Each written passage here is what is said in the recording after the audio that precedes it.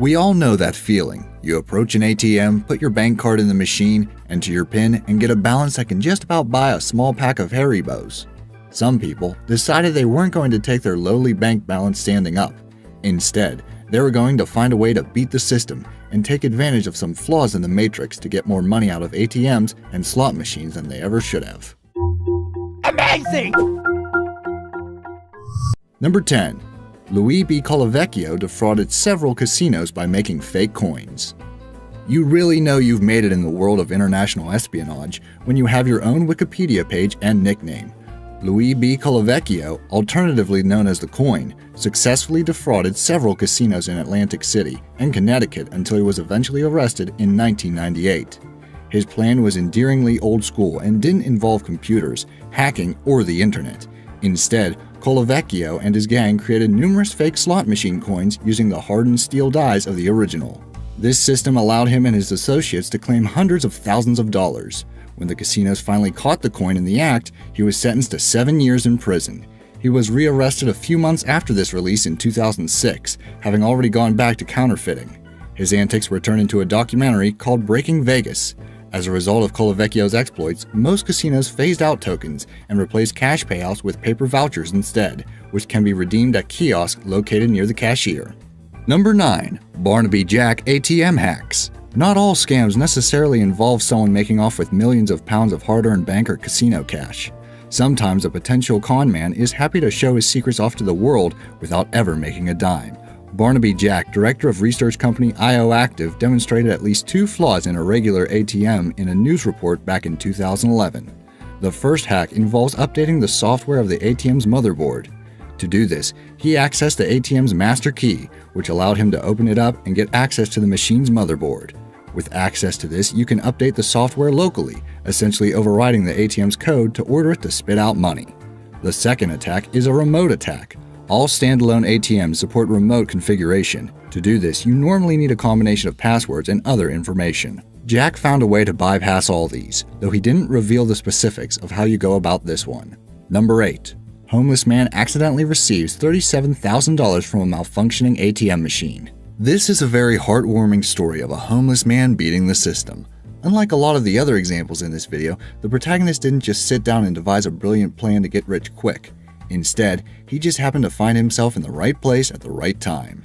The homeless man in question was actually sleeping next to the ATM in Maine when he decided to take out the reasonable sum of $140. The malfunctioning machine instead decided to start spitting out over $37,000 in cash. The police were called when someone noted the man acting strangely. The cops arrived as the man was literally stuffing cash into a shopping bag. The money was returned and the bank decided not to press charges. Number 7. The Citibank ATM scam. Ara Keshisyan was the mastermind behind this next scam. In 2012, he noted an incredible gap in Citibank's security system and recruited over a dozen people to exploit it. Here was the glitch. Citibank's ATMs allowed you to make multiple withdrawals above the amount you actually have in your account if done within 60 seconds of each other. Most people might point this out to the bank or, if feeling really underhand, exploit it for $20. Keshisyan had other, much grander plans. He recruited 13 others, each of whom opened a number of Citibank checking accounts. He supplied them with some money to deposit, and then they traveled to a dozen or so casinos around California and Nevada and made their withdrawals totaling over $1 million. All members of the gang were eventually arrested. Number 6. $40 million international ATM scam. $1 million might seem like a lot to most people, but to the group behind our next scam, it was basically small change. A group of 8 men in Manhattan and 2 Dutch citizens in Germany were arrested and charged over a conspiracy which left one of the members of the group dead with an envelope containing $100,000 at his side. The scam involved a group of computer hackers infiltrating networks of credit card companies in India and the National Bank of Ras Al Khaimah in the United Arab Emirates. They raised the daily withdrawal limits on a number of debit cards. This information was shared with members of the group in at least 20 countries around the world, who encoded the details into fake debit cards. These cards were then given to cashing crews who withdrew huge amounts of money. Over $40 million was taken. Regarding the murder, investigators were unsure if it was connected to the scam, though it was a more than intriguing subplot. Number 5. Tommy Glenn Carmichael, con artist inventor. Tommy Glenn Carmichael started out as a simple TV repairman. While this might seem an inauspicious early career, it proved the perfect training for rigging slot machines. His early methods involved a top-bottom joint. This was a popular tool in the 80s that allowed people to cheat slot machines for a while. Tommy started out on 5-cent machines in Las Vegas, winning a significant amount of money before he was arrested, and, as he had a prior track record of unrelated charges, he was sentenced to 5 years in prison. That might have stopped most people, but not Tommy. Once he got out, Tommy spent a year developing a device that later became known as the monkey paw. The device was made out of spring steel and guitar wire and could be placed through the payout chute, tripping the micro switch and causing the machine to pay out over $1,000 an hour. Once technology improved, Tommy's schemes did too. His next invention was the light wand. It shone up the payout chute so brightly, it blinded the sensor and caused the machine to spill its coins. Eventually, Tommy decided to just sell his invention to other cheats and made thousands and eventually millions of dollars as a result of his scams. He was finally sentenced to serve 326 days in jail in 2000 and has since started using his inventions to help prevent fraud instead of instigate it. Number 4. Caesars Boardwalk Regency scammers raise $50,000. The 80s were a prime decade for slot machine scammers. One of the biggest single scams was carried out by a gang in the Caesars Boardwalk Regency Hotel in Atlantic City. Each member in the sophisticated gang had a specific role in the scam. The ringleader was John Vaccaro. He and his team surrounded a slot machine in Caesars. The mechanic of the crew, Ross Durham, pried open the front and inserted piano wires inside. Durham stopped a clock that was controlling the machine's reels, allowing the group to rotate them freely and manipulate them into a winning position. When the reels were lined up, it paid out a jackpot of $50,000. Unfortunately for the sophisticated team of conmen and women, they were being watched, and as soon as another member of the team, Fred DeFilippo, tried to collect their winnings, the FBI moved in. Not so clever after all. Number 3. Ronald Dale Harris reprogrammed slot machines. Fake coins and prying open slot machines are all well and good, but they're all also a bit 1980s. The real conmen these days use computers, and the best of them are hackers. Ronald Dale Harris was a computer programmer who worked for the Nevada Gaming Control Board in the early 90s, which gave him the perfect opportunity to access the machine's source code and modify the slot machines to pay out when a specific sequence and number of coins were inserted. Over the course of 2 years, Harris and an accomplice stole thousands of dollars from Las Vegas casinos in one of the longest and most successful scams in history. Of course, all good scams must come to an end, and he was eventually caught after his accomplice Reed Errol McNeil was busted in Atlantic City.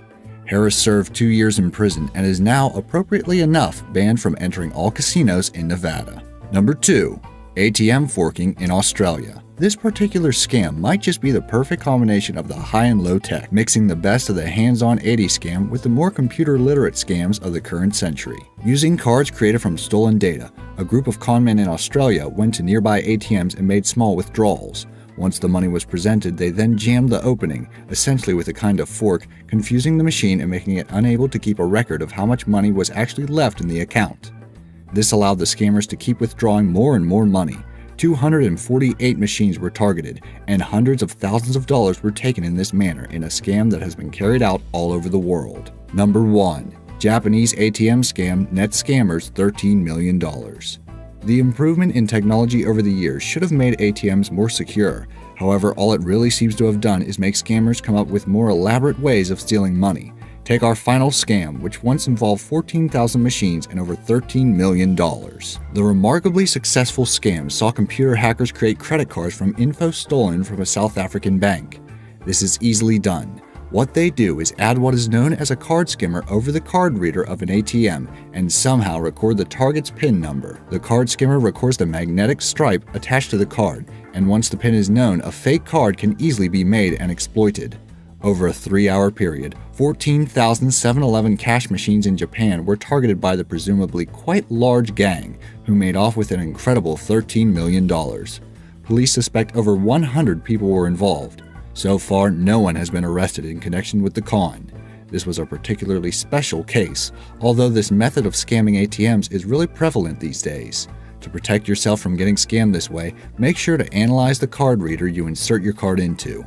The card skimmers fraudsters use often look cheap and are much larger than ones you'd see on an ATM because they're just glued to the reader the ATM has.